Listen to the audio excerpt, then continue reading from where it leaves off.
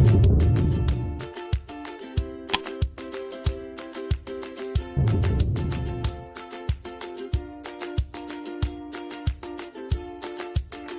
teman-teman, apa kabar hari ini?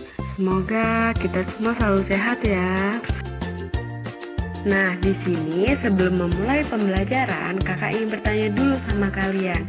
Siapa yang pernah melihat atau memakan kentang? Tentunya kalian semua pernah melihat atau memakan kentang ya.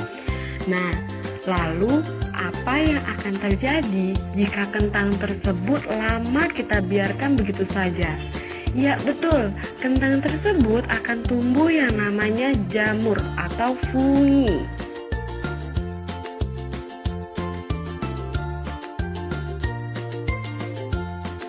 Fungi atau jamur ini merupakan organisme eukariotik yang tidak memiliki dinding sel, tidak berklorofil, memperoleh nutrien dengan menyerap senyawa organik. Jadi, jamur atau fungi yang kita temukan pada kentang yang busuk atau sisa potongan kayu itu bukan merupakan tumbuhan ya teman-teman.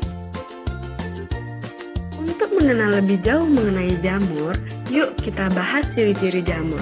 Yang pertama, jamur memiliki bentuk yang beragam, berbentuk oval, benang, dan mangkuk. Yang kedua, jamur memiliki tubuh yang dilindungi oleh zat kitin, yaitu pelapis utama dinding sel pada jamur untuk memperkokoh tubuh jamur. Selanjutnya, jamur tidak memiliki klorofil sehingga tidak dapat berfotosintesis. Berikutnya, jamur bersifat heterotrof, di mana jamur hidup dengan menyerap nutrisi pada organisme lain. Ciri-ciri jamur berikutnya yaitu jamur memiliki tubuh berupa hifa. Hifa adalah sel memanjang berupa benang-benang.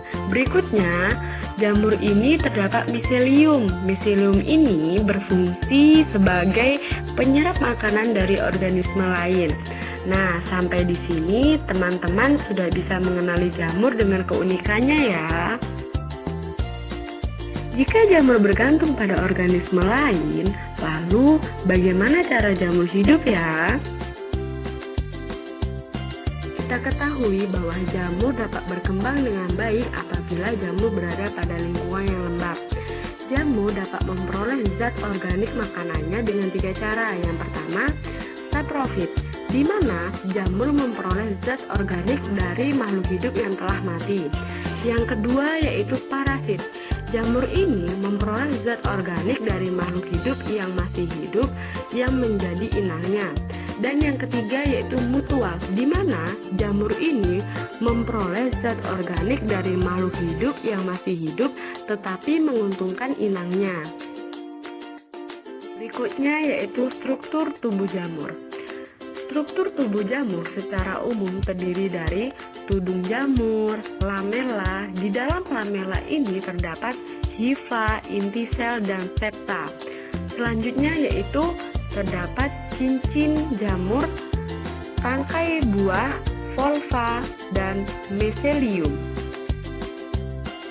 Sebagai makhluk hidup uniseluler dan multiseluler, jamur memiliki 2 cara reproduksi, yaitu dengan cara vegetatif atau aseksual dan dengan cara generatif atau seksual. Yuk kita bahas satu persatu. Reproduksi vegetatif pada jamur uniseluler akan membentuk kuncup atau tunas untuk menghasilkan keturunan. Sedangkan pada jamur multiseluler akan melakukan fragmentasi hifa sehingga potongan hifa yang jatuh pada lingkungan yang menguntungkan akan tumbuh menjadi jamur baru. Kemudian jamur dapat menghasilkan spora aseksual. Berikutnya yaitu reproduksi jamur secara seksual, dimulai dengan cara penyatuan hifa yang terdiri dari proses plasmogami atau penyatuan plasma sel dan kariogami yaitu penyatuan inti sel.